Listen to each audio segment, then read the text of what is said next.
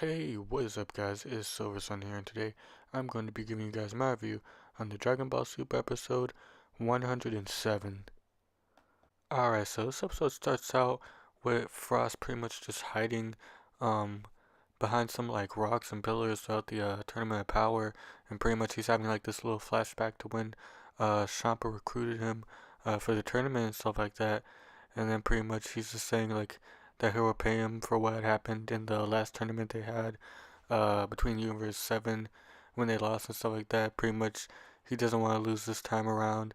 And so pretty much it cuts back to present time, the tournaments going on and stuff like that, and he's pretty much forming this plan that he's gonna uh put into fruition in this tournament, in this episode. So pretty much Frost is finally up to something. He's revealing his plans here and stuff like that. And basically the what was the Omni King? He's pretty much just wondering like, oh, what's going on here? Like, how many warriors are left? And then I think the Grand Prix said there was like 36, I think, contestants left, and pretty much the ones with the most, the universes with the most warriors, like Universe 7 and Universe 6. Pretty much everyone else kind of been knocked out. Um, and then pretty much only Jiren, Topo, and Dispo are pretty much alive in their universe. They're the only warriors there. And so basically, they actually get ambushed by like this like I, I I don't know what he is. Like I forgot what his name is, but like he's like this like liquidy kind, almost like Majin Buu in a way. Like he really reminds me of Majin Buu, the way he like molds his body into like different like things and stuff like that, and like he like morphs around. He pretty much goes in to try to attack Jiren of all people, but Dispo comes in. He pretty much kicks him back, kicks him away from that, and Jiren doesn't even flinch. So pretty much from there, Dispo goes on to attack Majikayo. I'm pretty sure that's his name. And basically, he was going in. He was like, he blasted him at first, and then he pretty much said like, "Oh, don't shoot me" and stuff like that. And so pretty much, Topo was just informing him like, "Hey, this guy has a weird body. You should watch out for that." And stuff like that, with the way he can move around and whatnot.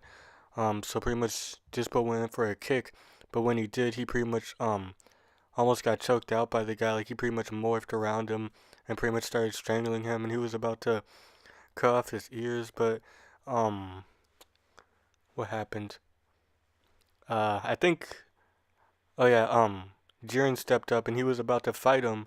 But then Dispo pretty much shot a blast at the guy while his guard was down, and so pretty much Jiren stepped up to the plate here essentially, and pretty much Majikayo, like he pretty much like, I don't know, it kind of reminds me of One Piece. Like I don't know, I'm not that big of a fan of One Piece. I mean, like, not to say that I'm not a fan, but like I just never really got into it. But pretty much it reminds me of like Luffy when he does like the big I forgot what it's called, like gigantic pistol or something like that, where he like blew up his fist and it was like really big. That's basically what he did here. Um, and then pretty much he was about to attack Jiren with that big fist, but before he could, pretty much Jiren like literally like one punch like Saitama versus Genos. Like if y'all remember at the end of that fight where Saitama pretty much was about to land that punch on Genos, but he didn't even strike. Like his fist almost hit him, but it didn't, and it just blew everything back, like all the dust and debris and whatnot, and it like destroyed everything behind him. That's literally what Jiren did here. Threw his fist out, and it pretty much just like destroyed like everything in front of him, reducing Majikayo to like this little like blob of like nothing. And even Goku saw it like from a distance, and he was like really surprised by it and stuff like that. And it was like just really amazing and epic to see. So from there, we pretty much cut on over to Universe 7, to where Roshi's pretty much like resting from all those fights he had in the previous episode. Um, but pretty much Frost sneaks up behind him, and he pretty much like attacks him, starts like knocking him into mountains and like beating him down to the ground, and like pretty much pulling a Frieza in a sense. Like he was like being real sadistic and like just a horrible person basically.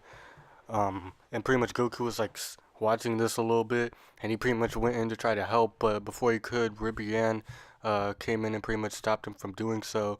And I I don't know, like, is she really not ringed out yet? Because I mean, like, you think she'd be gone by now, but no. So I don't know if Goku's gonna ring her out yet or what, but pretty much Goku's trying to help, um, or he's held up at the moment, and then pretty much Frost is basically like tormenting Roshi and beating him up and stuff like that until pretty much he does the evil containment wave or the Mafuba, and basically he like kind of traps him in it, like he's about to like he's like doing the little swirl and stuff like that, and then pretty much he's about to land in the jar, but he misses like the one time he could actually like defeat this guy or like seal him up or do whatever he has to do to get rid of him, and then he misses like that. I don't know. That's just really dumb in my opinion.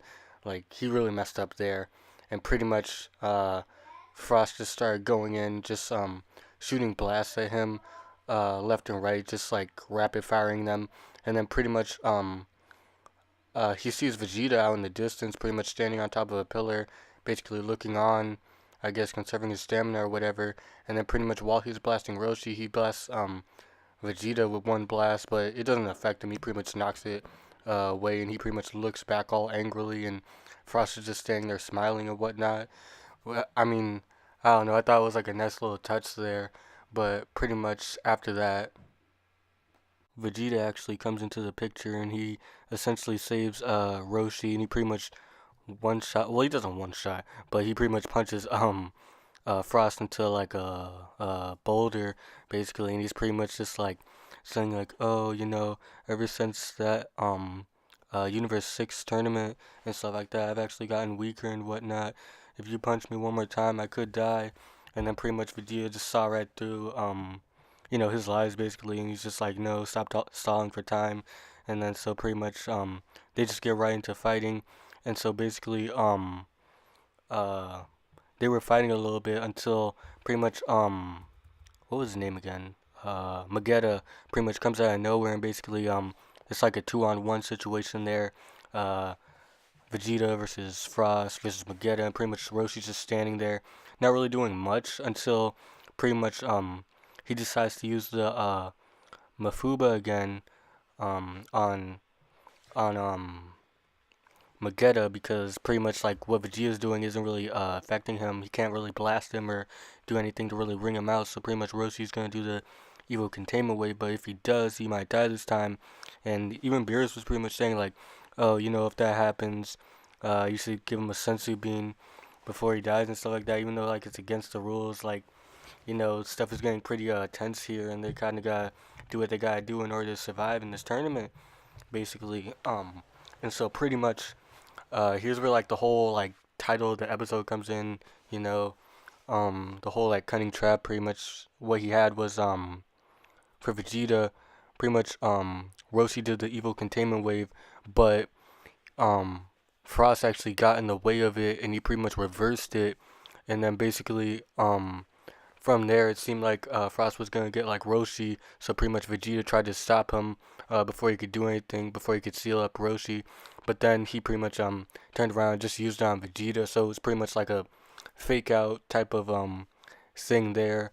And pretty much he caught Vegeta in the evil containment wave, and he pretty much sealed him into the bottle. And basically, it seemed like that was it. Like it was done. Pretty much Roshi was on the ground, like powerless, basically. Um, but before he could like, he was gonna attack him, but he didn't have enough strength. But he did throw, I don't know what it was, but he threw like this like shiny like object into the sky, but it didn't hit Frost. And but that wasn't the point anyways. He pretty much threw it into the sky.